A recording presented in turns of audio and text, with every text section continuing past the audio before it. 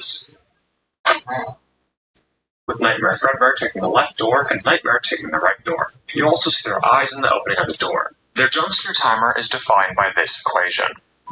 Like most other door characters, they'll bonk on the door and leave after 0.5 seconds. Jacko Chica is the main reason that you don't want the temperature of the office getting too high. If the office is over 90 degrees, Jacko Chica will add a random amount ranging from 0 to 1 minus her AI level to her progress every second. When you close both doors under 100 degrees, it will decrease her progress by 10 every frame.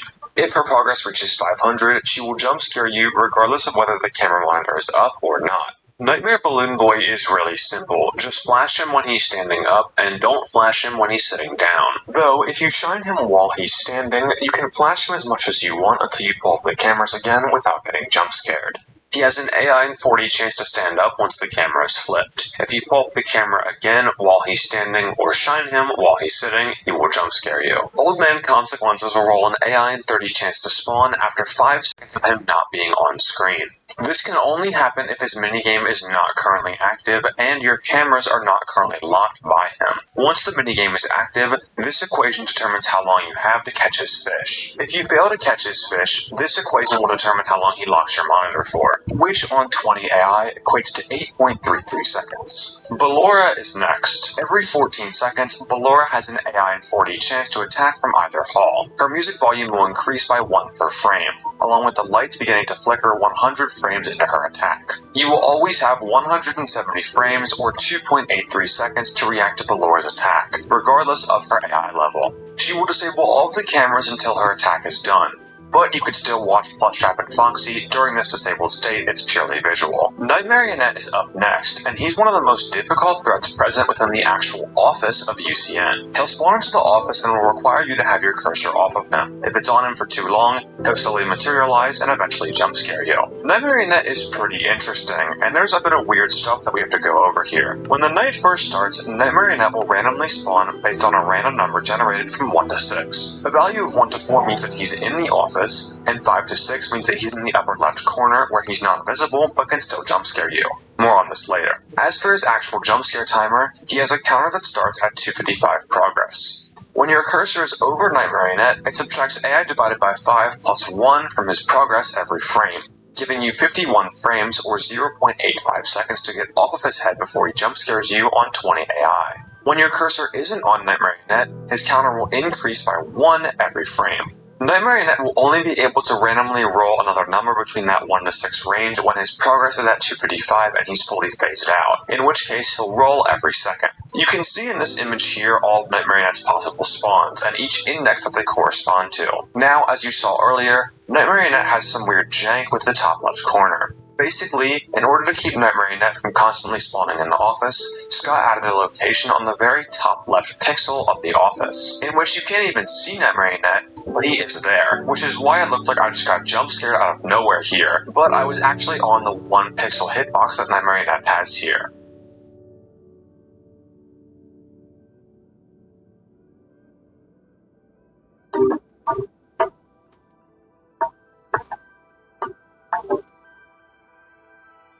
Despite being considered the hardest character in 50/20 mode, Funtime Foxy's AI actually has nothing to do with his mechanics. 1 AI Funtime Foxy is the exact same as 20 AI Funtime Foxy. Once he's toggled on, his showtime hours will be randomized from 1 to 3 AM at the beginning of the night. You'll have to watch his showtimes on the exact frame that they're active.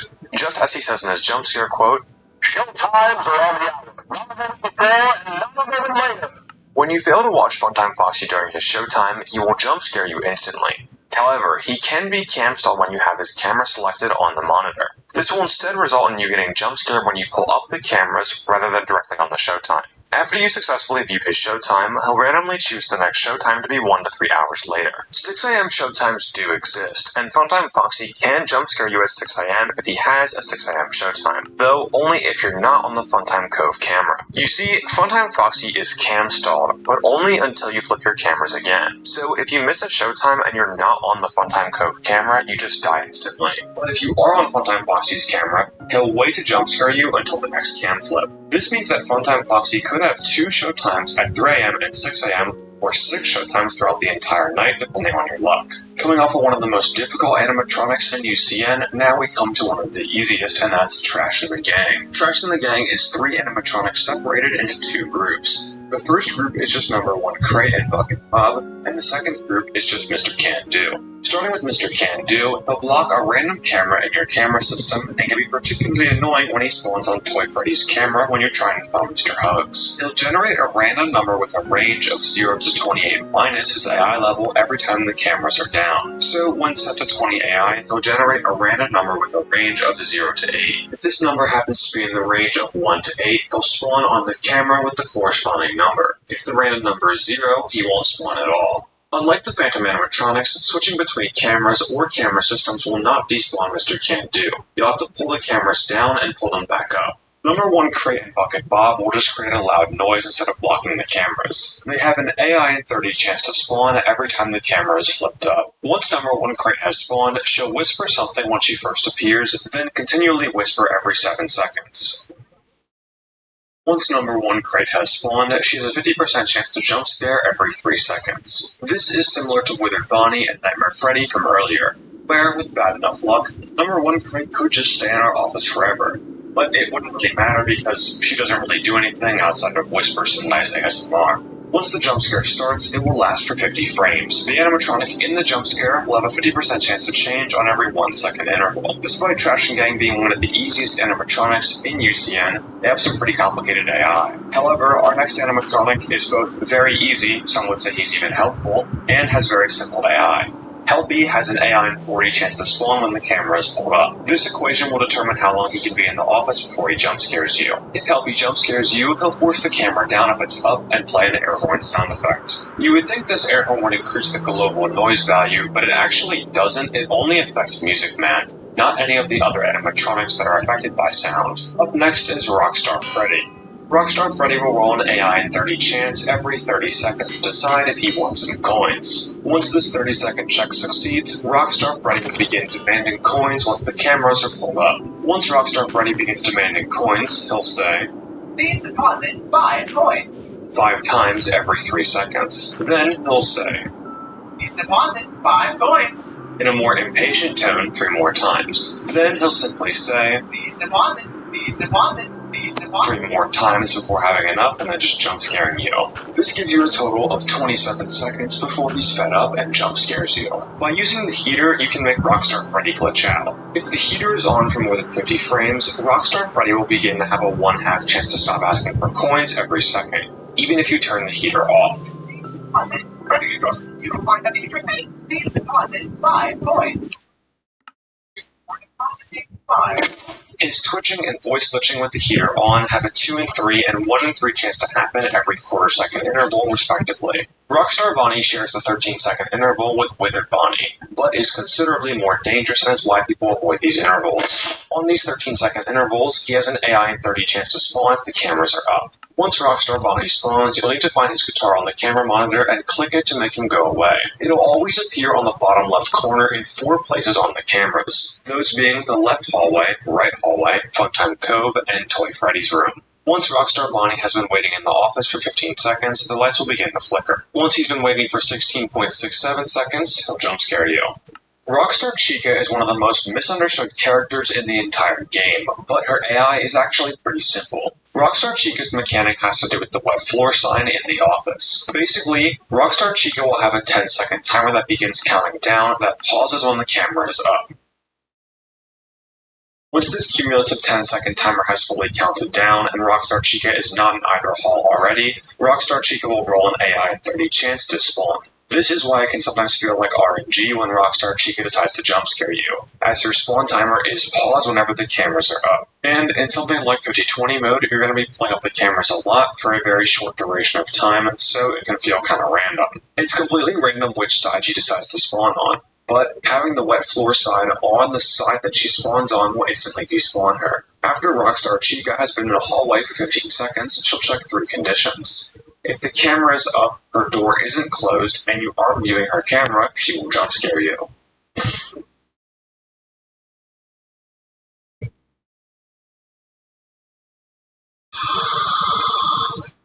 Rockstar Foxy is up next. On every minute interval, Rockstar Foxy's parrot appearing is determined by this equation. When clicking on Rockstar Foxy's parrot, he can either decide to help you or not. Whether or not Rockstar Foxy decides to help you is determined by this equation. If the number generated from this equation is under 60, he'll help you, giving you 4 options to help, all doing exactly what they sound like. If that number is over 60, he'll jump scare you. On 20 AI, this comes out to a 20 in 61 chance, or a 32.7% chance that Rockstar Foxy will help you.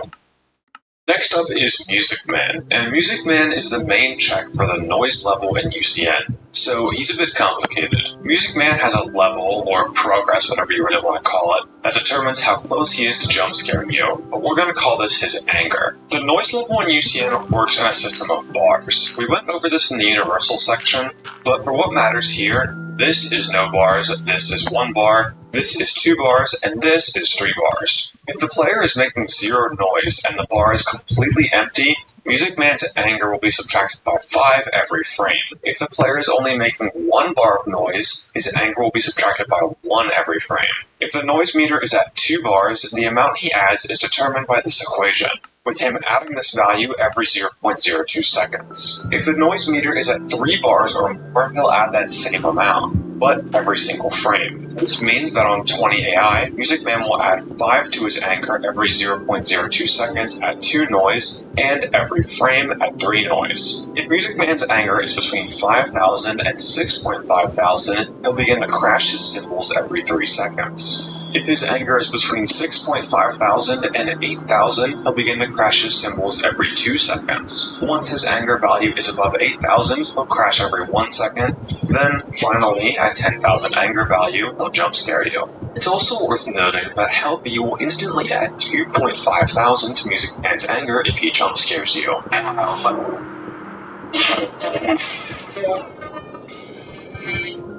We have 2 distraction animatronics up next, those being El Chip and Funtime Chica. Every 10 seconds, aside from the 420 and 430 intervals, El Chip rolls an AI in 30 chance to appear. His ad can display 3 separate images. Simply pressing enter, the skip button on the ad, or waiting 300 frames will make the ad disappear. Also, for whatever reason, El Chip cannot spawn while Phone Guy is talking. Every 35 seconds, Funtime Chica rolls an AI in 30 chance to appear. She'll create a distortion effect that will last anywhere from 3.33 to 8.31 seconds if visual effects are on. Simply turning off visual effects makes her completely useless. Similar to Fredbear and Nightmare, Scrap Baby will appear on 5-second intervals when the camera is up, rolling an AI in 30 chance to do so.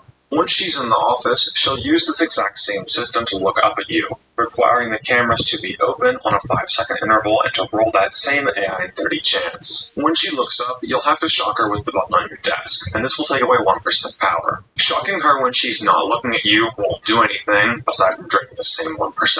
If you fail to shock her when she's standing up and you pull up the cameras, she'll have an AI in 100 chance to kill you on every single frame the cameras are up, making Scrap Baby one of the most dangerous animatronics that can't just flat out kill you on a cam flip. Scrap Trap, or Afton, has one of the simplest mechanics in the entire game. Every 29 seconds, he'll have a 1 in 4 chance to show up. His AI level does not affect this chance. What his AI level does affect is the amount of time that it will take him to get to the office. The required reaction time for his attack is determined by this equation. Unlike other animatronics that spawn at the door, he doesn't leave based on a separate door timer that runs when the door is closed. Instead, the door must be in a closed state when his reaction timer reaches 1. So if you were to open the door on the last frame of Scrap Trap's attack sequence, he'll get in and jump scare you.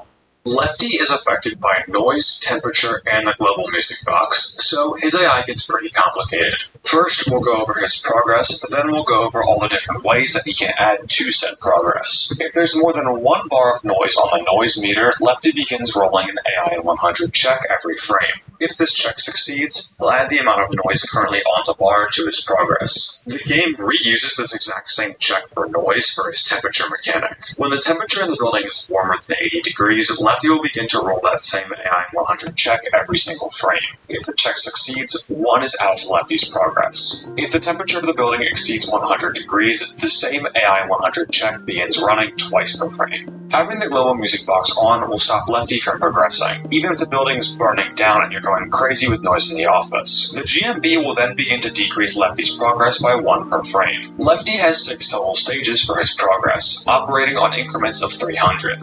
Once he reaches 1,800 progress, he's guaranteed to jump scare you at every 1 second interval when you have the cameras up. Though he can be cam stalled in this kill state if you're looking at camera 3.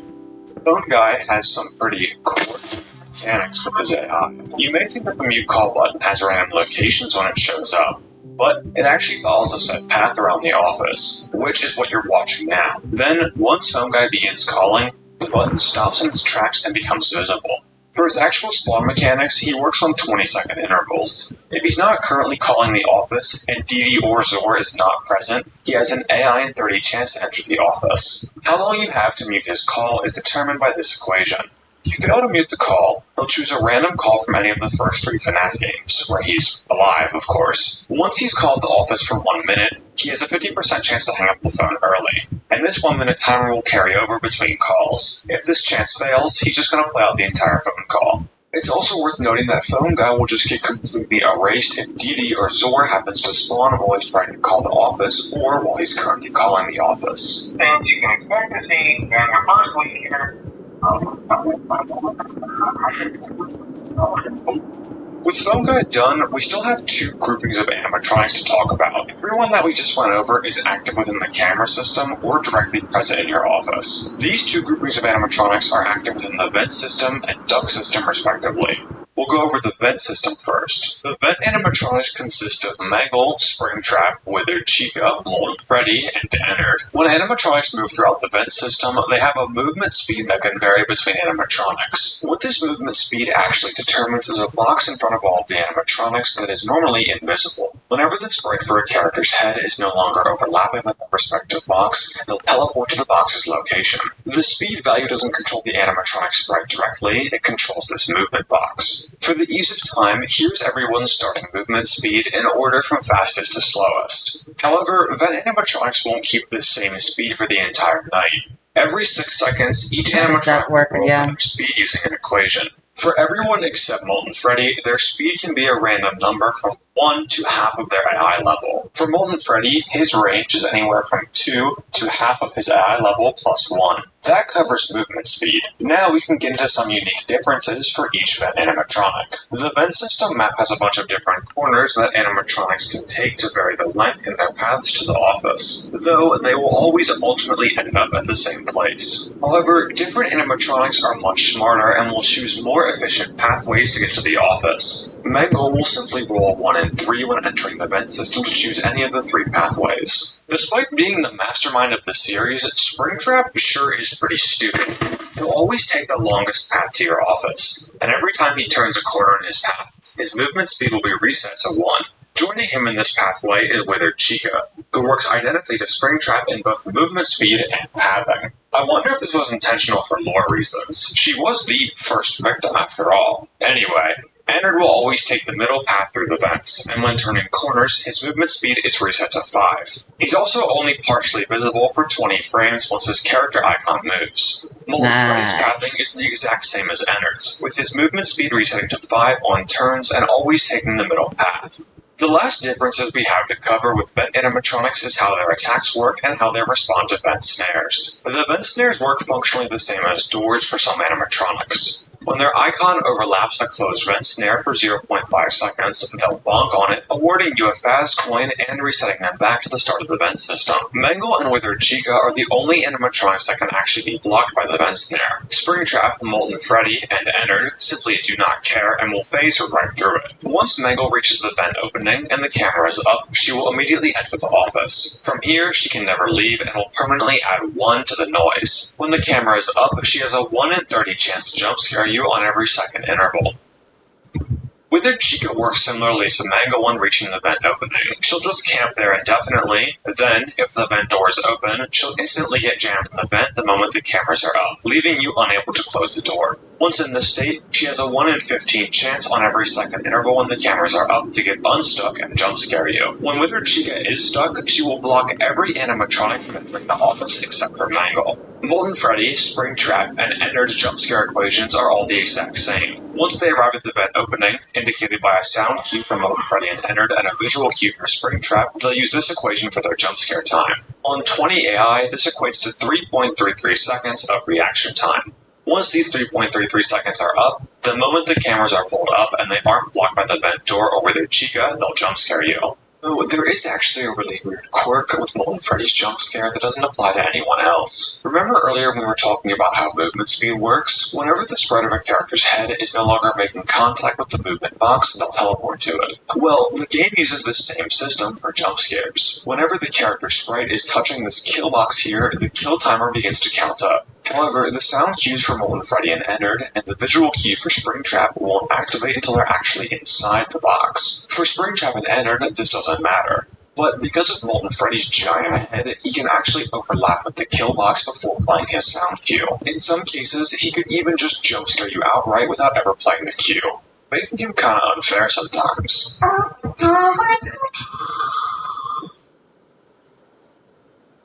That's all for our vent animatronics. Now we can move on to our third and last system within the camera monitor, and that's the duck system.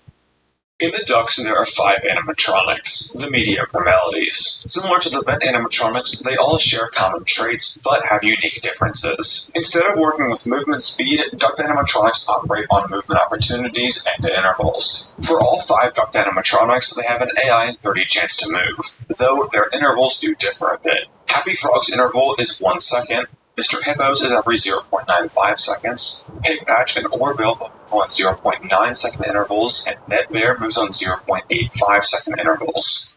Now, here's what's actually going on with the duck animatronic movement. Basically, the duck animatronics will choose a square that they're currently overlapping, then on a successful movement, they'll move to it. Within the duck system, you have 2 main tools to fend off the mediocre melodies, those being the audio lure and the heater.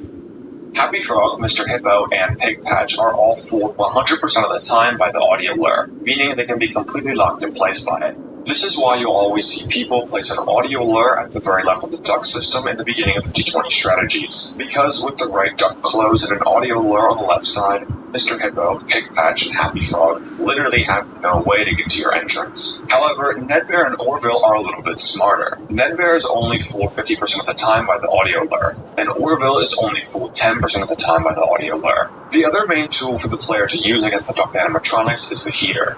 Though, like the lure, it affects every animatronic differently. Happy Frog is completely immune to the heater. Mr. Hippo and Pig Patch work the exact same. When the heater is on, a 1 in 50 chance is ran every 0.1 seconds. If this check succeeds, they will be pushed back. Also, I should probably mention here that when an animatronic gets pushed back, they go the whole way back to the entrance of the ducks, and it's random which of the starting entrances they'll go to.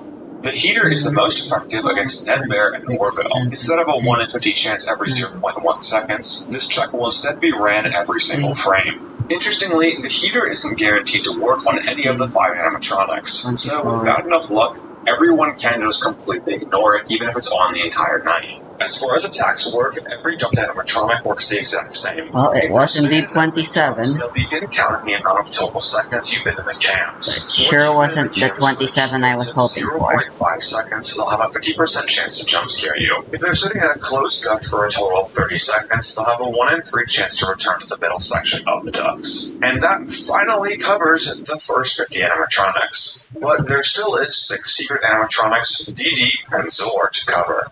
DD is a secret character that can add character to the night when she appears. At the beginning of the night, 4 Whatever, it chances works. are rolled and then added together. Whatever this number results in is the amount of times that DD will be added into the night. When she spawns in, it happens on 45-second intervals. DD can't just add any character though. She's only able to add 22 characters from the main roster, who are all pictured on screen here, and all of the 6 secret characters. DD can also increase the AI of one of these characters if they're already present, though she can only bump this AI value up to a max of 10, and will only be able to bump a character up if their AI is less than 5. Zor, or XOR, is essentially an upgraded version of DD. When the point value of a night is set to exactly 10,000, Zor's spawn chance will increase from 1 in 1,000 on a normal night to a 1/2 chance on every 10-second interval. Zor actually becomes visible on 11 seconds, 21 seconds, 31 seconds, and so on. so we're going to refer to Zor spawns by these intervals. Also, note that Zor cannot spawn after 251, making this the latest possible Zor spawn with odds of 1 in 131,000. Once Zor spawns, they'll add 6 secret characters in the exact same order every time. The order is Shadow Bonnie, Plushtrap, Nightmare Chica, Bonnet, Mini Arenas, then Lolbit. Each of these secret characters will be added 7 seconds after the last one, though some will require a cam flip to actually activate. First up is Shadow Bonnie. Once the cameras are up for 7 seconds after Zor is spawned, Shadow Bonnie will appear when the cameras are dropped. He'll darken the office and the doors for 20 seconds. Plushtrap is up next, and out of all these characters, he is by far the most important of the secret characters. He'll appear in Funtime Foxy's camera and will require you to look at him until he goes away for the rest of the night. When Plushtrap spawns on this chair is always 14 seconds after when Zor spawns. If Zor spawns at 11 seconds, Plushtrap will appear at 25 seconds. If Zor spawns at 21 seconds, Plushtrap will appear at 35 seconds, and so on. Once Plushtrap spawns in, he generates a random value between 700 and 1199. This will be the value that defines how much progress he has until he attacks. His progress will then begin to rapidly increase at a rate of 1 per frame. If he finishes progressing to his kill stage, Plushtrap will jump scare you on the next camera flip. However, he can be cam stalled with the monitor down if you're selected on Funtime Foxy's camera, and will wait until you click off to jump scare you. When watching Plushtrap, you'll have to watch him for a collective 100 frames, or about 1.66 seconds. If you end up clicking off of his camera or pulling the cameras down, the amount that you've watched Plushtrap will save, and you can finish watching him at a later time. Also, it's important to note that you can watch Plushtrap when the cameras are disabled, whether it be through Bonnie or Ballora. Next up is Nightmare Chica. As we've already discussed, Nightmare Chica's spawn is directly tied to when Zor appears, with a 21-second difference from the initial Zor spawn. In 11 seconds, Zor will have a 32-second Nightmare Chica, a 21-second Zor 42-second Chica, and so on. Nightmare Chica's progress is defined by the position at the top of her beak. Basically, it starts at negative 710, and once it reaches 0, you get jump scared. Nightmare Chica's jaws will close at a rate of 1 per frame. The power AC will raise the jaw back up at a rate of 4 per frame. If you can get her jaw position back to negative 710, she will disappear for the rest of the night. This means that you can have the AC on exactly when Nightmare Chica appears to instantly get rid of her. You won't even see her on screen. Bonnet is next in the order. Once 28 seconds have passed from the initial Zor spawn, Bonnet will be activated. Once activated, Bonnet has a 1/2 chance to appear on 5-second intervals. Once her nose has been clicked, she has a 1-minute cooldown before she's reactivated. Our second to last animatronic is Mini Arena 2. Mini Arena 2 will queue their spawn 35 seconds after Zor has spawned, and they will require a cam flip to spawn. Once they're on your screen, they'll stay there for 33.33 seconds before disappearing on the next camera flip. Once they're gone, they won't return for the rest of the night. And finally, our last animatronic, Lolbit. Despite being our last animatronic, Lolbit is considerably less threatening than he was in Sister Location. You retain control of all of your doors and tools when he's present. He'll just make a ton of noise and requires Lol to be pressed on the keyboard to go away. Lolbit has a 1/2 chance to spawn on every 5-second interval, 42 seconds after Zor spawns. Once you get rid of him once, he'll never return. If your L and O keys are broken, Lolbit will naturally despawn after 16.66 seconds. And that covers If your every L single O keys are animatronic broken. Ultimate has tonight. Now, before we see how everything comes together for all the different 50/20 strategies, I do want to cover the various Easter eggs that you can see in this game. The first Easter egg is simply known as the face, and there's a bunch of different places that the face can appear. First, at the game over screen, the face uses this equation to determine its visibility. This alpha coefficient is what determines the visibility of the image. Basically, 255 alpha coefficient is invisible, with 0 being completely It's visible. a really good Once spawn, the equation is actually. ran, the alpha coefficient will be added by 1 every 0.03 seconds, which causes it to gradually disappear. This all maths out to a 24 in 40, or a 60% chance for the face to be visible for at least a frame. The lower number that you roll, the longer the face will be visible. That's the most complicated appearance of the face, but there are 3 more appearances that it can have throughout the game that are much less complicated. First, when you're in the cameras, the face will run a 1 in 1000 check every second. You'll see it briefly when you drop the cameras, but this can only happen once per night. The sprite can also appear in the left door or the front vent, which have a 1 in 10,000 chance to appear upon starting the night. Both of these sprites roll their chances individually, so it is possible to have both in one night, but the chance of this happening would be a 1 in 100 million. Once the night starts, the sprites will remain there for the entire night. There's also 3 separate FNAF World characters that can appear on the desk: the White Rabbit, Tangle, and the Plan. These all have a 1 in 10,000 chance to appear when you pull up the monitor, and, like the face sprites, can all appear at the same time. This time having a 1 in 1 trillion chance. There's also the well-known Easter eggs, like Death Coin and Golden Freddy when he's on One Eye to trigger the Fredbear jump scare, and setting OMC to 1 and catching his fish to trigger the minigame. And for our last Easter egg, there's a 1 in 10,000 chance that the normal main menu music will be replaced with Afton's screams that normally play in the OMC Easter egg.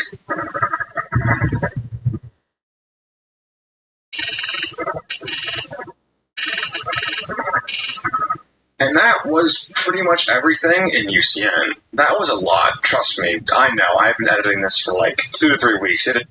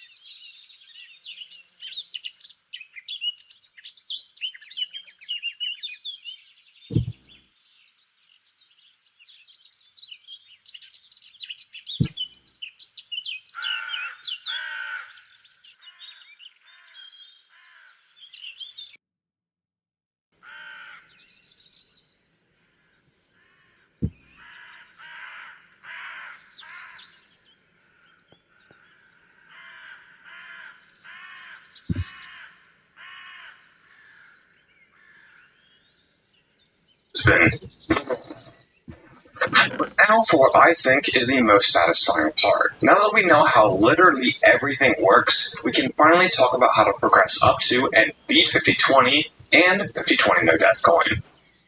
So now that we know the ins and the outs of this game, it's time to see how it all fits together when taking on 50-20 and 50-20 no death coin. The first part of this section will be a guide on how you can progress up to even attempting 50-20, all the differences in 50-20, then finally 50-20 no death coin and other death coin routes besides Funtime Foxy. If that all sounds like gibberish to you, don't worry, it'll make sense in a bit. The first thing you have to understand about UCN is that not all animatronics are created equally. You might think that the UCN progression graph would look like this, linearly. As you add more animatronics, the game gradually gets more difficult at a constant rate. But in reality, it's more like this, taking an exponential form. Honestly, I would argue that the difference between 49-20 and 50-20 is greater than 0-20 and 40-20. Now, knowing this, where do we start? Well, firstly, you want to familiarize yourself with the controls in an empty 0-20 office. Turn everyone off and train your reactions for the flashlight, doors, power generator, fan, and mask. Once you've got the basic controls down, you can navigate quickly between the cameras. You're going to need to learn one of the most important skills in UCN, and that's vent resets. If you can master vent resets, you'll be able to pretty much first try 40-20 mode and get a free 8,000 points in the beloved FNAF 4 office. What makes vent resets so powerful is what's known as office stalling. You've noticed that in the animatronic AI section, that when I was talking about almost every single lethal animatronic, I would always say that once the cameras are up for X amount of seconds, or on X second intervals, X animatronic would have a chance to jump scare you. Office stalling is abusing the way that the animatronic jump scares work, and waiting out in the office for as long as possible until you're absolutely forced to go into the cameras so you can reset the ventilation. When going for a vent reset, you're going to want to line your cursor up with the side vent like seen here. Now, hold the cameras, click, then drop the cameras as soon as possible. You want to get really consistent with this, as it's going to be the backbone for every strategy in this game going forward. Once you're comfortable with resetting the ventilation quickly, practice closing the top vent, then resetting the ventilation, then opening the top vent back up. Whoa. Once you're comfortable with vent resets, with a little bit of practice, you'll be able to jump straight to 40-20 mode. Earlier, I mentioned that not all animatronics are created equally. So here's who you're going to want to have off when starting in 40-20 mode. Bro, Turn off all auto stepping. tools other than the power generator to manage. So turn off Chica, the puppet, Lefty, and Music Man. Then turn off Nightmare and Orville, as they require the heater or really fast vent resets to deal with. Foxy and Toy Freddy are debatably the two hardest characters in the game next to Funtime Foxy, so turn them off as well along with Funtime Foxy. Lastly, Nightmarionette is one of the most difficult office animatronics, so for a starting player I would turn him off as well. Now we have our 40-20 roster, and while it may look overwhelming, I'd argue that this roster is easier than every other base game max mode, even for Got a pufferfish head. While you're loading into the night and see the black screen, hold down the 1 key. This will buffer the power generator input and you'll be able to turn it on right as the night begins. We don't need to use any tools outside of the power generator and fan for the whole night, so you can keep them both on the entire time. This will keep the office at a cool 60 degrees, preventing any animatronics that are angered by heat from attacking while also saving loads of power. Now, once you've loaded into the night, pull the cameras and change to the duct system. Then, place an audio alert at the very left of the duct system. Because the right duct is closed by default, and Happy Frog, Mr. Hippo, and Pig Patch can never get past the audio alert, you won't ever have to worry about the ducts past this point in the run. Now, we'll switch back to the camera system and select Camera 2. Along with office stalling, we're also going to abuse cam stalling during 50-20 strategies. Basically, cam stalling abuses the fact that some animatronics require you to not have their camera selected in order to jump scare you. Most notably, the 3 plushie animatronics and Rockstar Chica. Because the 3 plushie animatronics can't jump scare us while we're on this camera, and we don't have any animatronics that will require us to ever select a different camera throttle, we can cam stall all 3 of them for the entire night. Rockstar Chica can also never enter our office. Remember that if she spawns on the same side as the web floor sign, she'll instantly be despawned, and she can't attack us unless we're not selected on her camera. So if she decides to go left, she immediately gets deleted. And if she decides to go right, she'll get stalled for the entire night.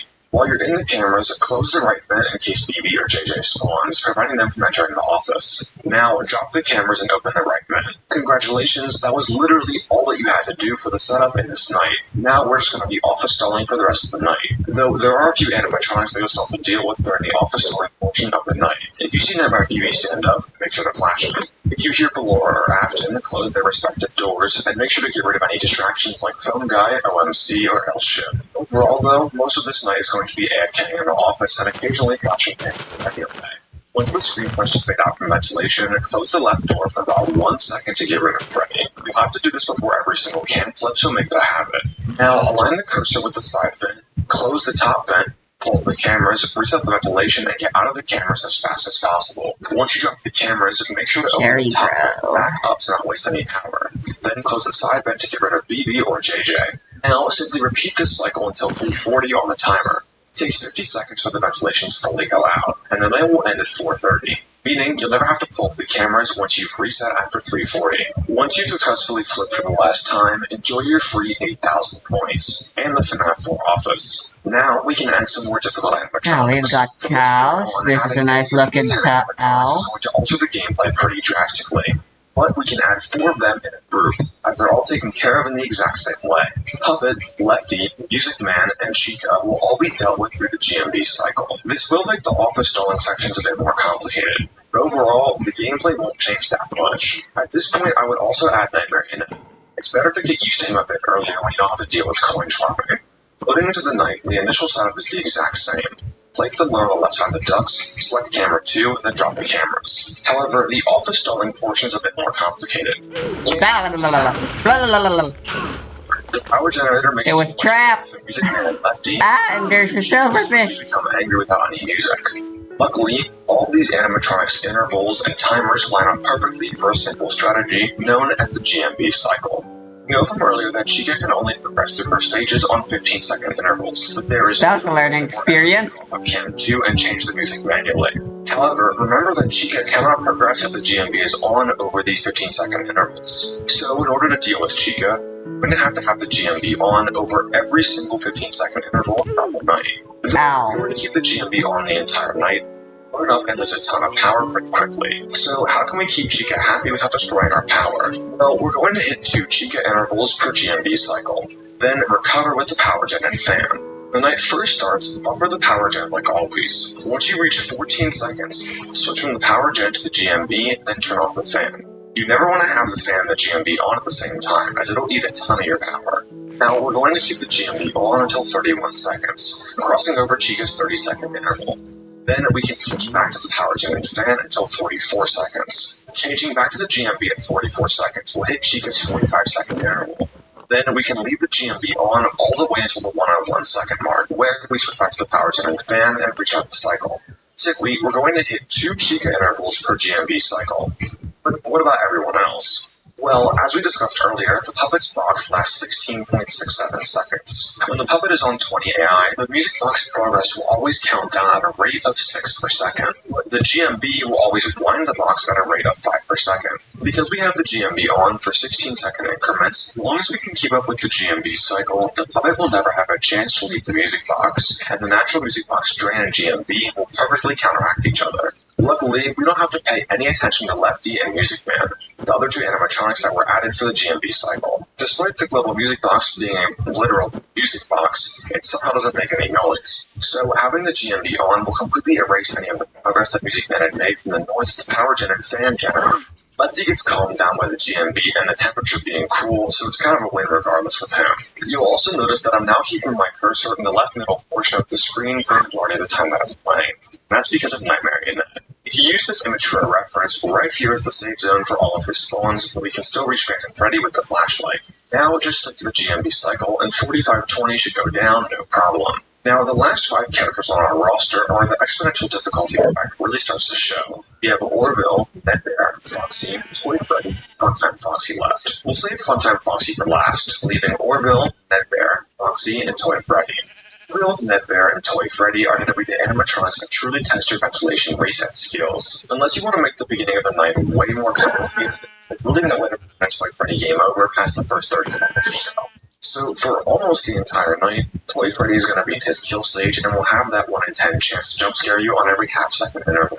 So resetting the ventilation as fast as possible is essential so you can hopefully avoid as many of these intervals as possible. If you're really cam flips, you can avoid Toy Freddy's intervals entirely.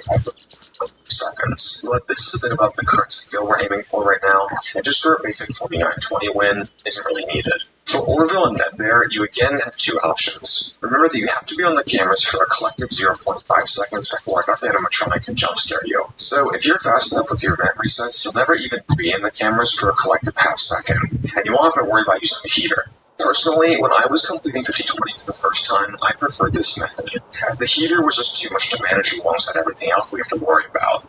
But if you do want the extra consistency, turning on the heater for about a second or two is very likely to repel Orville and Netbear. Remember, their check to get pushed back runs every single frame. If you do use the heater, make sure to use it during a power gen and fan cycle. Turning on the heater will turn the fan off, so press space again to turn it back on so the office doesn't get too hot. Then quickly switch back to the power gen. Regardless of what method you're going to use to deal with Orville and Netbear, fast flips will always help. However, we're going to have to learn a completely new tech to deal with our second to last animatronic, and that is Foxy. Along with Toy Freddy, Foxy is known for being one of the most RNG-based animatronics in this game. Oh, why are his legs wrong with that? Please You deposit. should just stay on when you were. I guess. It was like 10 seconds, I don't know. Man, I'm gonna survive like 4 flips with it, don't worry. Especially if you ever take this game past the normal 20 AI limits. No strength, really? Foxy's whole mechanic through pretty much every FNAF game has always been to look at him in Pirate's Cove to stop him. But remember, we can't do that because we're too busy cam stalling everyone else. But because of the way that Foxy and Bonnie are built, we do have a way to deal with him without ever needing to check Pirate's Cove the entire night. Remember, earlier in the AI section, I mentioned how Bonnie and Foxy switching at Pirate's Cove is triggered by the animation of the cameras being pulled down, not being on the cameras. We can use this to our advantage to implement a technique called zero-frame flipping. Zero-frame flipping can be done in many different FNAF games, but it's the most useful here. The timing is a bit tricky to learn at first, but once you get it down, it's very consistent and lenient. You first want to press the S key. Then, right as you press S, begin flicking your mouse down at the camera button. You don't want your mouse to hit the camera button as you press S, it should be a few frames afterwards. This will cause the cameras to be pulled up and back down without ever actually entering the camera system, continuing the office stall. Whenever Foxy is on the desk, you're going to want to zero-frame flip every 2 seconds until the figurine switches back to Bonnie. If you aren't confident in your zero-frame flipping abilities, you can wait 6 seconds until you zero-frame flip instead. The figurine switching is a 1 in 3 chance every 2 seconds, so by 6 seconds, it's pretty likely to have switched. If you really don't like to zero-frame flip, you can close the front vent to flip after making sure Freddy is gone. But honestly, in my opinion, zero-frame flipping is much easier. The actual night itself, the start is the exact same as before. Don't bother blocking off Toy Freddy since he's going to come over cam flip anyway. Also, note that once you've done the last flip, you won't need to do any more zero-frame flips, as you won't be flipping for the rest of the night. If you can manage Foxy with zero-frame flips while maintaining the GMV cycle, then 49-20 should be done no problem. Before we move on to 50-20 and the biggest jump in difficulty, I recommend rebeating 49-20 a few times. You want to get really consistent with the office stalling portion of the night, as all the difficulty that 50-20 adds compared to 49-20 is right at the beginning. Also, if you're still a bit confused about any strategies or how to play 49, 45, and 40-20, I'll leave a video linked below on my second channel where I commentate exactly what I'm doing over the raw footage for all 3 completions. Once you're ready, it is time to take on the max mode of max modes, 50-20 mode. Now, if you've watched 50-20 completions before, you've probably been pretty confused on how one animatronic can make the start of the night go from this to this.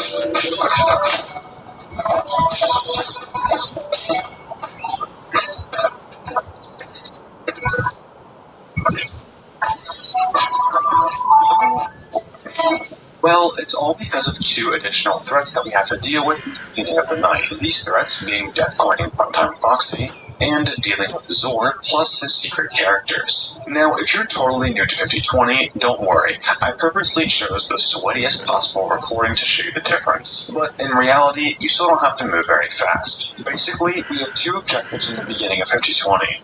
The first one is to get 10 Faz coins to buy the Death Coin and get rid of Funtime Foxy. Even though Funtime Foxy is now in the game, we're still going to abuse the cam stalling strategy for the plushie animatronics. So we need to get rid of him so that we can select camera 2 and not ever be forced to leave it by Funtime Foxy. We're going to want to have 10 Faz coins in 20 seconds in order to buy the Death Coin.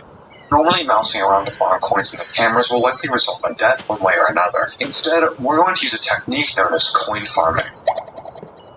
Every time that an animatronic hits a door or a vent snare and makes a sound, you'll be awarded with 1 fast coin. Most of the animatronics that bonk on doors spawn on certain intervals, making it pretty hard to farm them, except for BB and JJ. BB and JJ roll their chance to spawn on every single camera flip, so make it muscle memory to close the side vent and reopen it as you pull the cameras. Since both Balloon Boy and JJ have an AI and 30 chance to spawn, there's a pretty good chance you'll get a coin on most flips. Along with BB and JJ, Helpy will also award a coin every time that you click him to get rid of him, with Helpy having an AI and 40 chance to spawn. We can use BB, JJ, and Helpy to repeatedly farm coins without having to risk spawning anyone by being in the cameras for extended periods of time. Before going straight into 50-20 mode, you're going to want to practice to get moderately good at coin farming. First, load into a night with only Helpy, BB, and JJ, and just practice the normal loop of coin farming, clicking Helpy whenever he's there, and blocking off the balloon kids with the vent. Also, remember that you can't just spam S to pull the cameras as fast as possible. Sometimes when doing this, you'll 0-frame flip, which in this case we don't want, as remember, this only affects Foxy and Bonnie and won't spawn Helpy, BB, or JJ. This should get you reasonably good at coin farming, but it won't be that easy in normal gameplay. Now add in Nightmare Net, Golden Freddy, and Nightmare BB. These 3 characters are going to be the reason for a majority of your deaths when coin farming. To deal with Golden Freddy, just put on the mask every time you jump the cameras. This should already be Reflexive Instinct by now, but if it's not, make sure to make it a habit.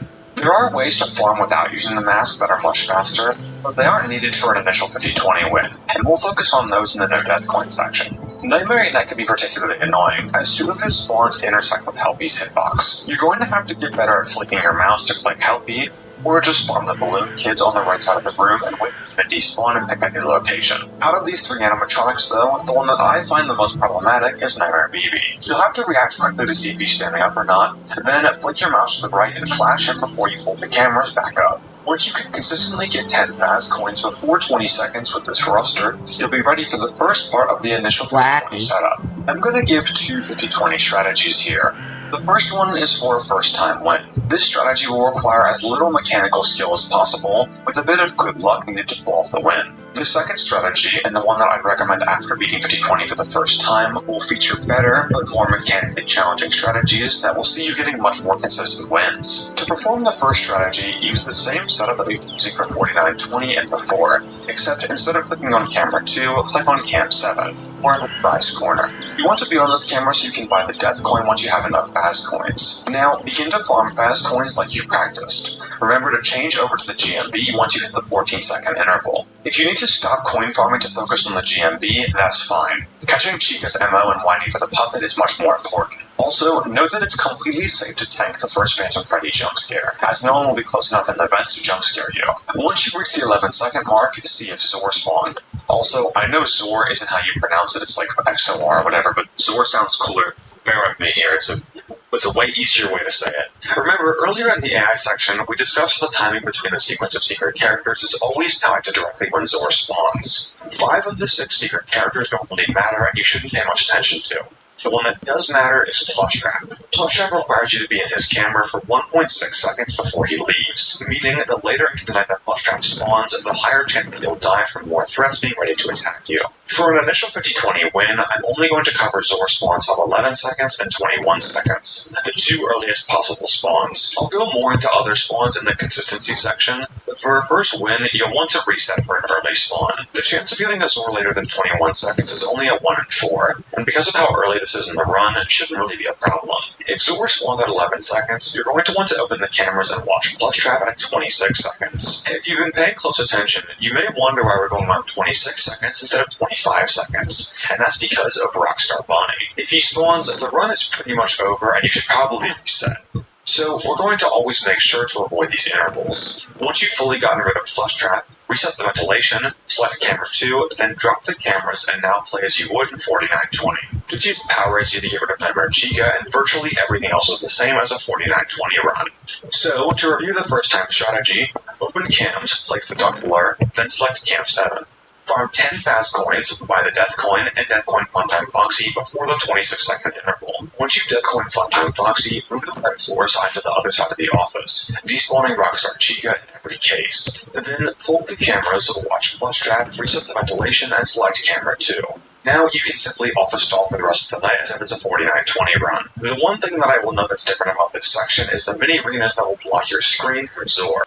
You'll have to move a little bit to the right What's going on with that ego? Foxy or Bonnie before 0-frame flipping. Other than that, everything should be the same. Now, here's that same strategy before 21-second Zor. Here, everything is exactly the same, except for the fact that you'll now wait until 35 seconds to look at Plus Trap. Also, make sure that when looking at Plus Trap, you get out of the cameras as quickly as possible, as Rockstar Bonnie has an interval at 39 seconds. If you were able to complete 50-20 with the beginner strategy, great job. And if that's where you want to stop what you see as a whole, I completely understand. But for those who want more, keep watching as we go over some more consistent strategies and some harder challenges. Now, if you beat 50-20 with the beginner strategy, you are probably pretty used to seeing this screen.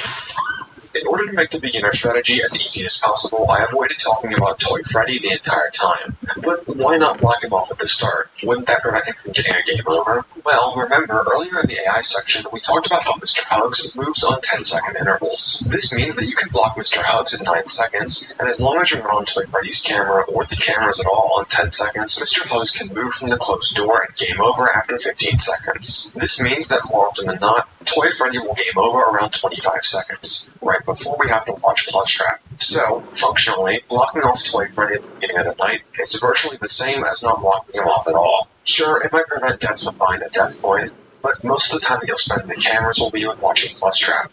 So, how do we make Toy Freddy more consistent? Well, we know that Toy Freddy works on 10-second intervals, and that Mr. Hugs will freeze when you're on Toy Freddy's cam over these intervals. So, try and block Toy Freddy off right over the 10-second interval, making sure to get out of the cameras by the 13-second interval to avoid Rockstar Bonnie. Depending on how late of a Zor spawn you get, you can also continue to deal with Toy Freddy at the 20-second and 30-second interval, ensuring that you'll always have a risk-free Plus Trap no matter how late your Zor spawn is. We've now eliminated most of the RNG from Toy Freddy, but there's one more character that also thrives on bad luck, and that is Foxy.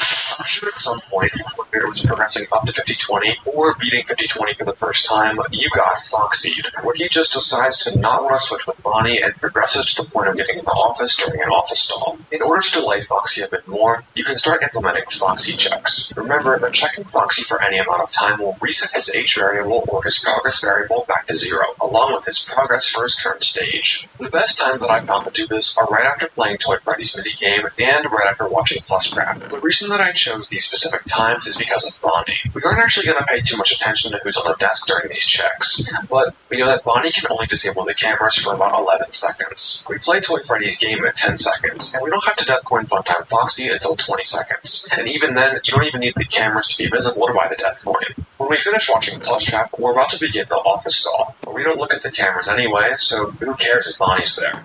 But if Foxy happens to be there during either of these times, we get a free reset on his progress, making up for any future bad luck during the office stalling portion. Lastly, at the very beginning of the night, close the left vent snare in order to block off Mangle from the opening in case she decides to rush the closest path. Just a little bit more consistency overall. Now, here's how you can deal with some later Zor spawns. You can survive up to a 41-second Zor with the grace period the plushie animatronics give you. So here's how to deal with a 31 and 41 second spawn. For 31 and 41 second Zors, you're almost definitely going to need to learn how to use the heater, as there's a pretty good chance Orville and Nedbear will be ready to attack as you're watching Plus Trap, at which point it's very likely that they'll kill. In this game, I block off Toy Freddy at 10 seconds, then coin farm as normal. Even though Bonnie was in Pirate's Cove here, by just spam clicking the general area of where the Death Coin is, I was able to buy it and take care of Funtime Foxy. Now I notice that Foxy's on the desk, and seeing as we're right near the office stalling portion of the night, it'd be a good idea to get a quick check-in. Now, during the power gen cycle, I use the heater and fan for 1 to 2 seconds, making it a very high probability that Orville and Nedbear were pushed back. Now I wait until 45, watch Plus Trap, and get one last Foxy check-in before beginning the office stall. 41 is pretty much the exact same. Except we now watch Plus Trap at 55 instead of 45. You could, in theory, keep playing Toy Freddy's game all the way up until Plus Trap, but honestly, I think this is more risk than it's worth. Especially considering the fact that later source spawns are less and less likely. When you feel consistent enough with 50-20, we can finally get to the last challenge and the last section of this video, 50-20 No Death Coin.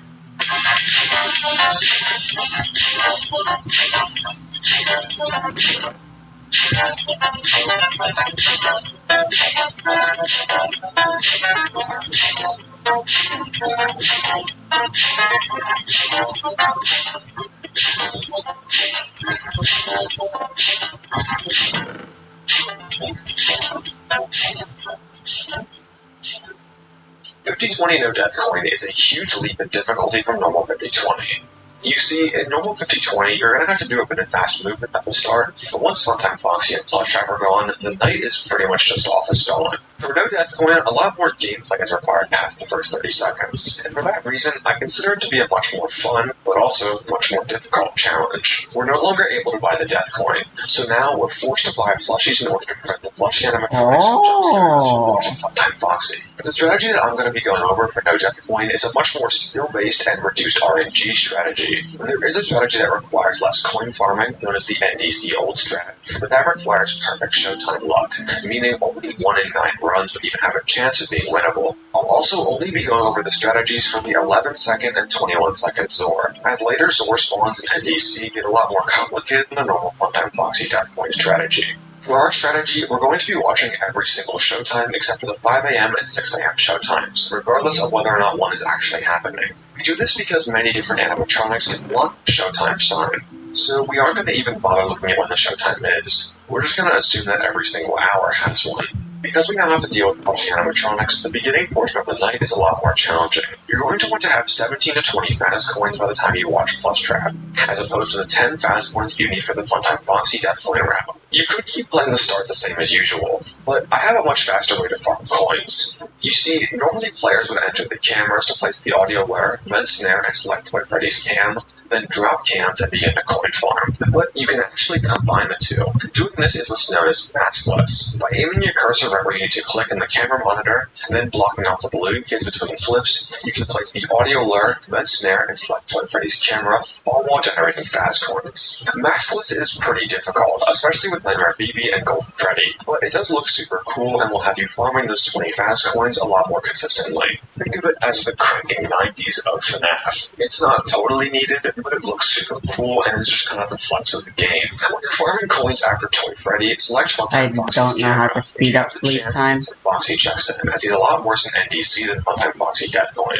Now, move the web forward sign at least once, and watch Plus Trap at 26 per usual. Once you finish watching Plus Trap, you have a few things you need to do before you're ready to watch the first showtime at 45 seconds. First, get rid of Nightmare Chica using the power AC. Then, at some point during the power gen cycle, use the heater for 1 to 2 seconds. We're going to have to buy a plushie here, which means being in the cameras for an extended period of time, leaving us vulnerable to Orville and Nightmare. So using the heater is pretty much essential here. Also, make sure to switch the wet floor sign around every time before you go into the cameras, as we aren't going to be cam stalling Rockstar Chica at all. I should probably talk about the wet floor sign itself here, as this thing has caused me more deaths in NDC than almost every animatronic has. The reason for this is because of how double clicks are registered in Click Team, which is what FNAF games are built in. Basically, in order for a double click to count as a double click, it has to be on the exact same pixel as the first click. This can make the wet floor sign feel super inconsistent, and makes you vulnerable to Nightmare Net. So try and stop moving your cursor when double clicking the wet floor sign, and you should hopefully be okay.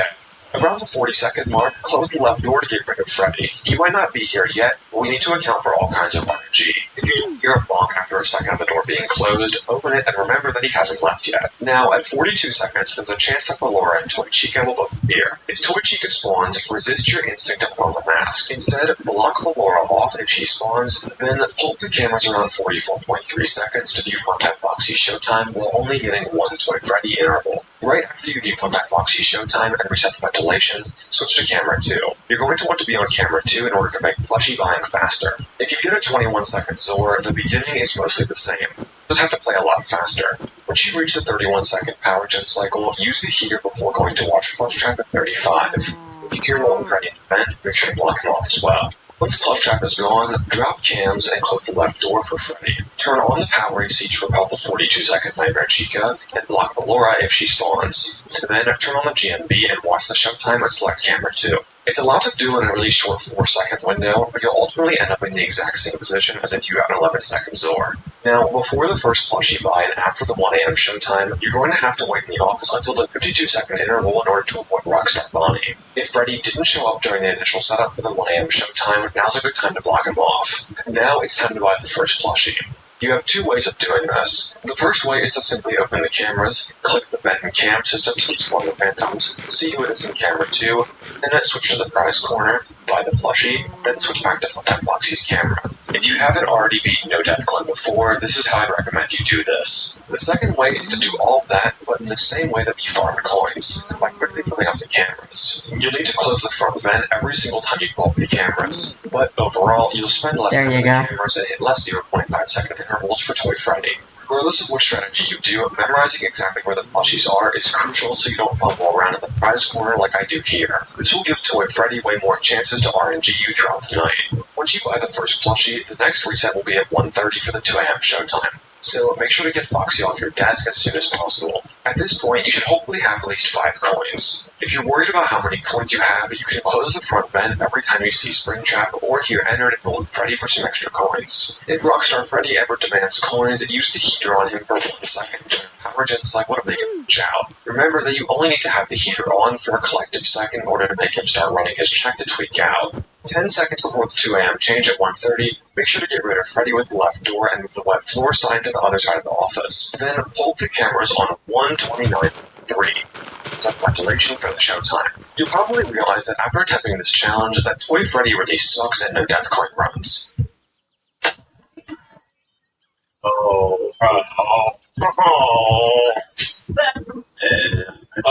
Was that 10? Yep. Double digits? And that's because showtimes are always on 1-second intervals. So, no matter what, even if you perfectly do the hard plushie strat, you're always going to have to hit 4 Toy Freddy intervals minimum. There's really no way to deal with this, and honestly, you're just going to have to pray that he doesn't decide to end your game when you're watching showtimes. Once you hit the 201 power gen cycle, we're going to do the exact same preparation we did at 31 seconds to buy the second plushie. Make sure to run the heater to get Orville and Tech back, close off Freddy and move the wet floor sign. Then, right as you switch to the GMB, pull up the cams for the 2:15 3 AM showtime. Then, right before dropping cams, select cam 2 like we did earlier. This time, wait until 2:25 to avoid Rockstar Bonnie's interval. Then, buy the second plushie as fast as you can. From this point on, we no longer need to hoard our fast coins, so feel free to pay Rockstar Freddy in order to save power. Power is a lot more strict in No Death Coin than it is in the normal Funtime Foxy strategy, so save where you can. From here, you only have 2 flips left. The first one is right at 3 minutes for the 4 AM showtime. This is the last possible flip at which you can get some stupid Toy Freddy RNG and die. So as long as Foxy isn't on you at this point, you only have 1 flip left. Wait until right after 3:42, but before 3:45 to avoid both Rockstar Bonnie and Funtime Foxy. Remember that Funtime Foxy cannot jump scare you when you're on his camera until you pull the cameras again. So if Funtime Foxy has a 5 or 6 AM showtime, we're going to camp stall him here until the end of the night. Once you get the last vent reset, and you have enough power to live, congratulations, you've beaten what some might call the true 50-20 experience in 50-20 No Death Coin. I'll also be posting live commentary versions of these if you need on the second channel, so those will be in the description as well. Now, there are other Death Coin rounds that are technically harder than No Death Coin.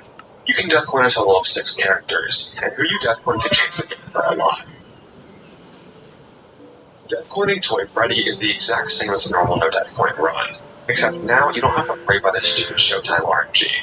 You have to be on point with coin farming in order to buy both the Death Coin and have enough coins for plushies. You can also Death Coin Rockstar Bonnie, Lefty, Foxy and Bonnie, and the Puppet. Rockstar Bonnie and Lefty are more of challenge runs than anything, to be honest. Foxy and Bonnie is just NDC with slightly less RNG. Puppet Death Coin is used for super runs. Some of these Death Coin runs are super. To be honest, they're kind of out of the scope of this video. If you've done everything up to this point in the guide portion of this video, you're probably pretty cracked. So before we end this monster of a video, let me give you some quick tips for clean running, which is beating at night with 4 power left over.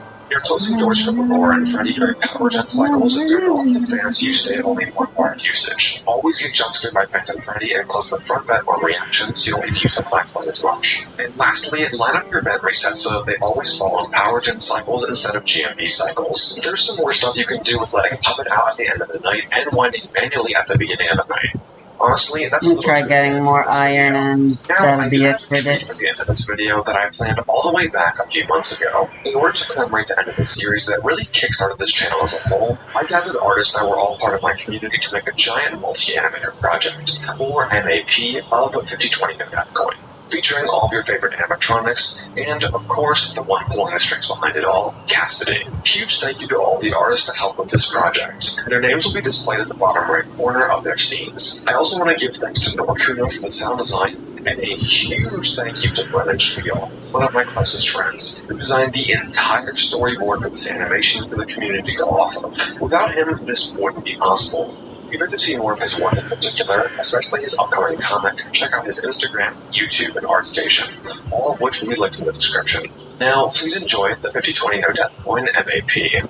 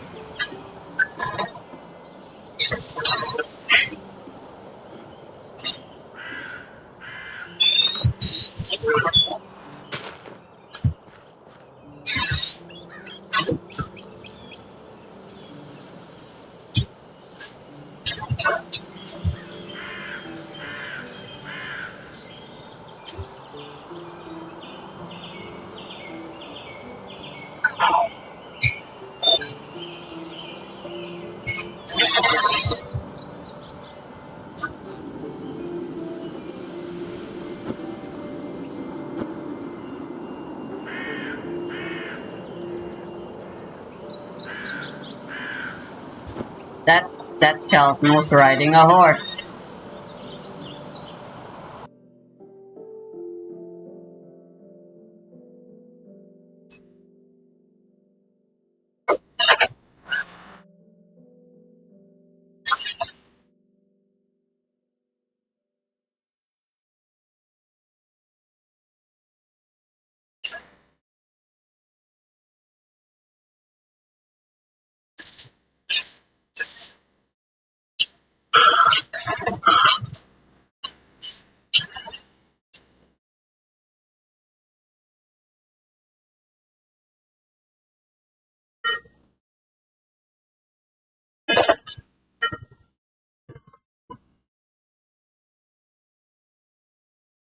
Can I just say, like, damn, I genuinely cannot express how thankful I am to have a community like this because look at what y'all did. I asked for line art, a low frame rate, and no backgrounds. And y'all came in with smooth animations, colors, shading, backgrounds, made it all flow together and sync with the music.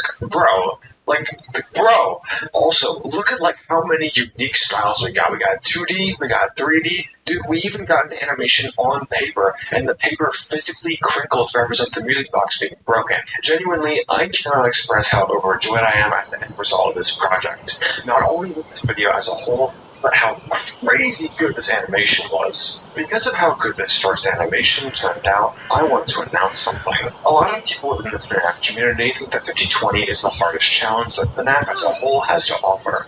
Or if you're a bit more in the scene, maybe 5020 No Death Coin. But when you jump into the realm of fan games and mods, it gets so much deeper. I've already done some challenges with fan games on this channel, I'm aiming for the top. Along with completing the hardest challenge in the main games, which is another planned video, I'd like to continue these animations in a 4 to 6 part series. Doesn't seem like I'll find any good mountains with iron. FNAF games that cause me the most pain in a totally new way. For future episodes, I plan to make more of a blend with gameplay and animation, and I think it has potential to turn out great. If, like me, you thought the animation was absolutely amazing, make sure to comment down below so I know to keep going with this. And in case you're wondering, for the last episode of this series, I plan for it to end on Hopeless Pursuit. So, if you like Cassidy, don't worry, she'll be back. If you want to help out with any of these future animations, I'll likely be gathering a consistent team of animators that I can actually pay to produce these. When I started this project, I was only at 20k subs, but now the channel is big enough that I might actually be able to sustain something like this. That being said, I am a college student, and these take a really long time to make. This one took about 2 months just for reference, so don't expect these to be coming out at a regular rate. Also, regular uploads will still be around. I'm planning on starting a new series called 3 Scary Challenges, so there will still be normal style challenge videos in between the super crazy max modes and animations. So don't worry, the content you've been seeing is not going anywhere. If you're interested at all in helping with the future of the animations, please join the Discord server at discord.gg/modarmy with a link in the pinned comment or in the description. Then I think realistically I do have to make leather boots. Oh my god. This is the role that I'm going to ping for any future updates for these animation projects, so make sure to grab it. If I don't want to, if I wanna... You are a true champion. As you can probably tell by the release date of this video took a really long time to make. I recently started my sophomore year of college, and videos are probably going to take a lot longer to release now. But I promise I am not going anywhere, and the quality of videos isn't going anywhere either. I just won't be able to upload as frequently because of how much time I lose from schoolwork. But trust me, I have some of the best videos yet planned for the channel. That said, thank you all so much for watching this video. Thank you to all of the Talk about terrible infrastructure planning, guys. Thank you for supporting me this far. Peace.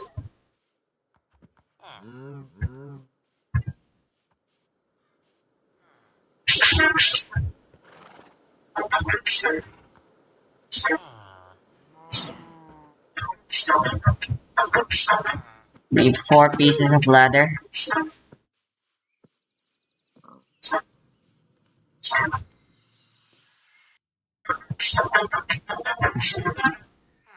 Yeah, I'll end on getting leather boots. Ooh, there's a bounty board here. Fantastic.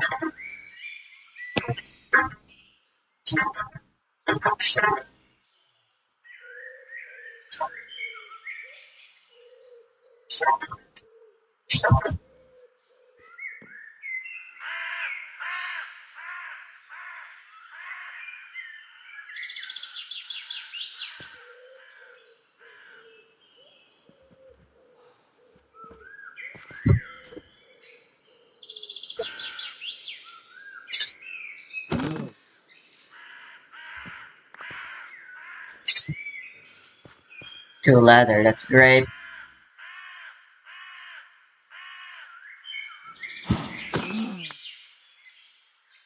One more.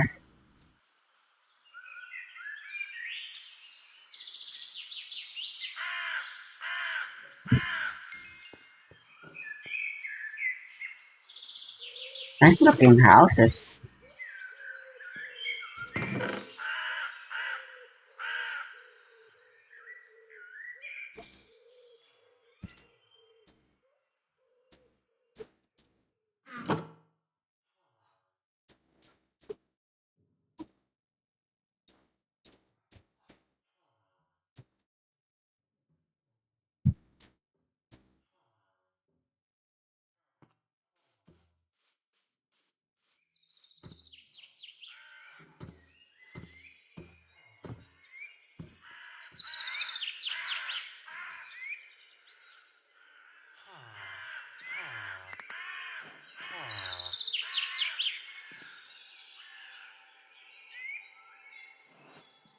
Yo, turtle iron.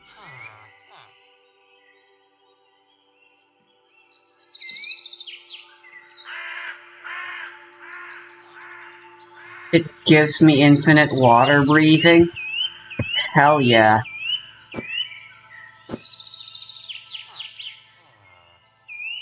That should mean I'll be able to explore underwater with this very easily.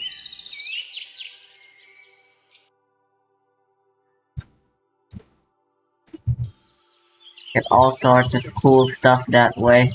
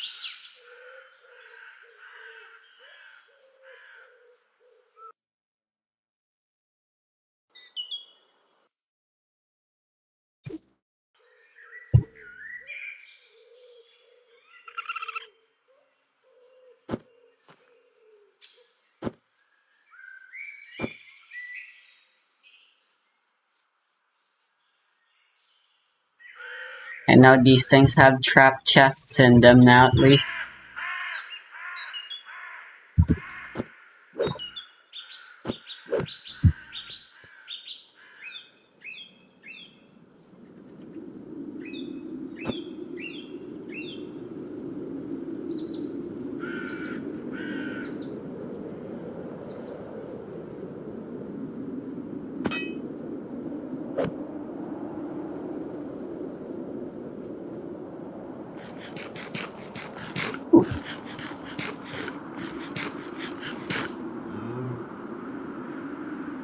Give me your skin.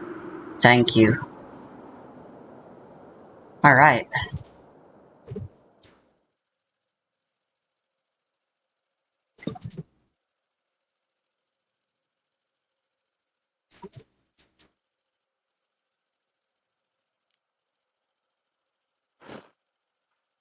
I lose the ability to step with this, but beats having to deal with snowier snow.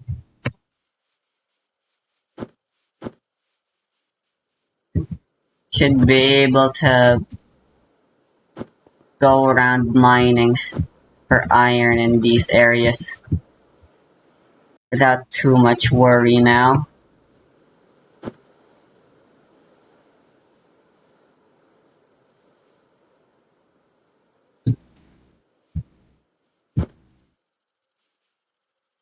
I'll keep going a little longer until it's nighttime.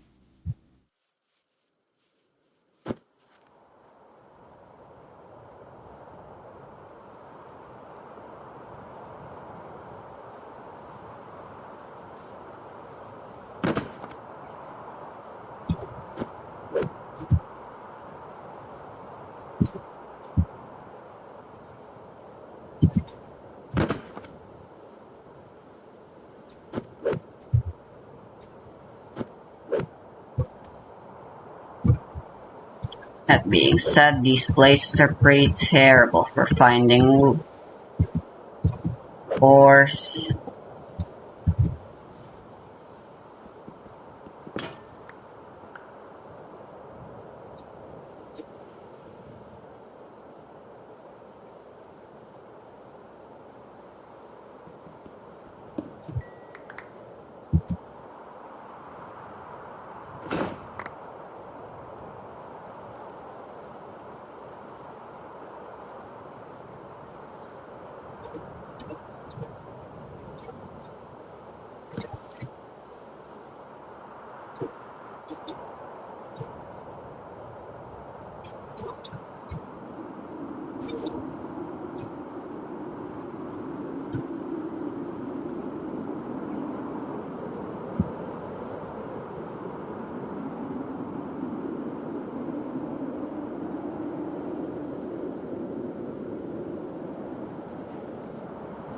Oh boy, the frostbite's kicking in.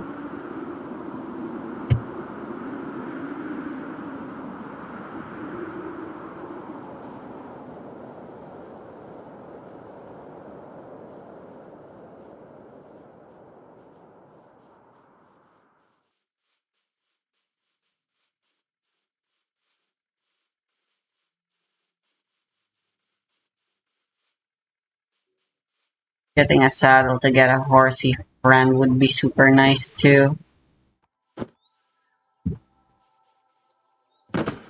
Bada.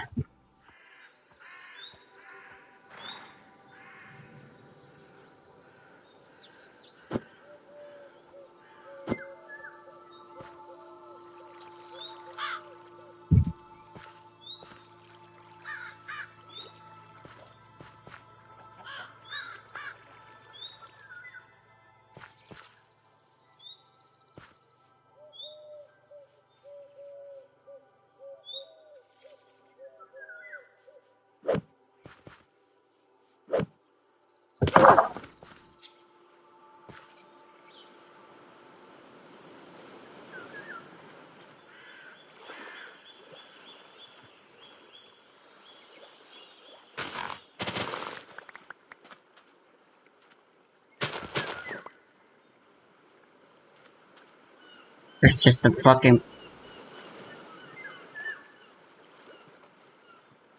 Alright, it's almost night time. Our fire just crashing. This is another one of them towers.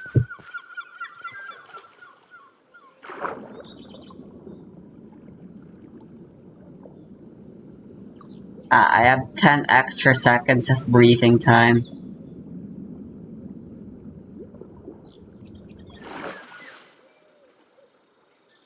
And then all I need to do is re-emerge and then my 10 seconds are back.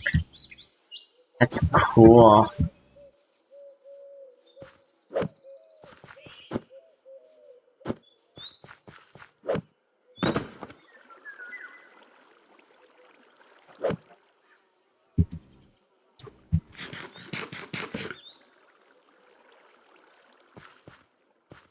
Savannah right next to a snow biome. I thought the point of having the weather system was to prevent stuff like this from happening.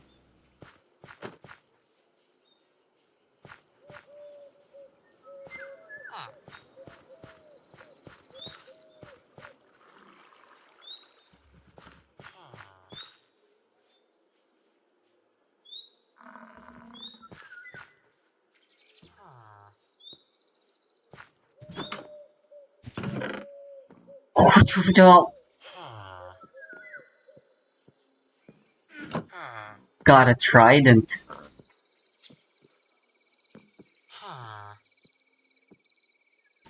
Fuck yeah. Anyway, I'm sleeping here.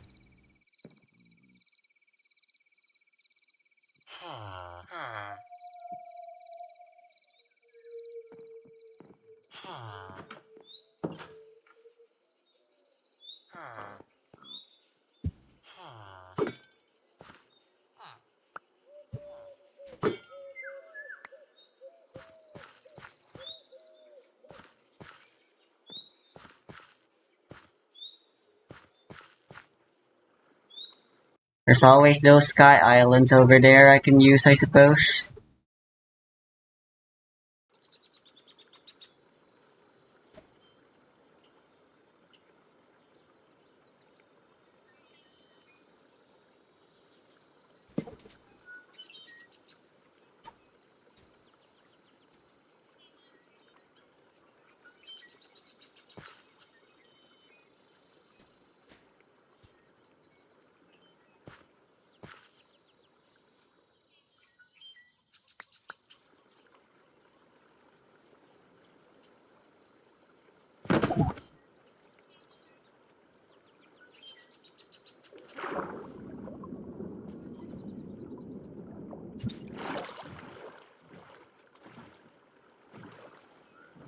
I'll have to end things there now, though.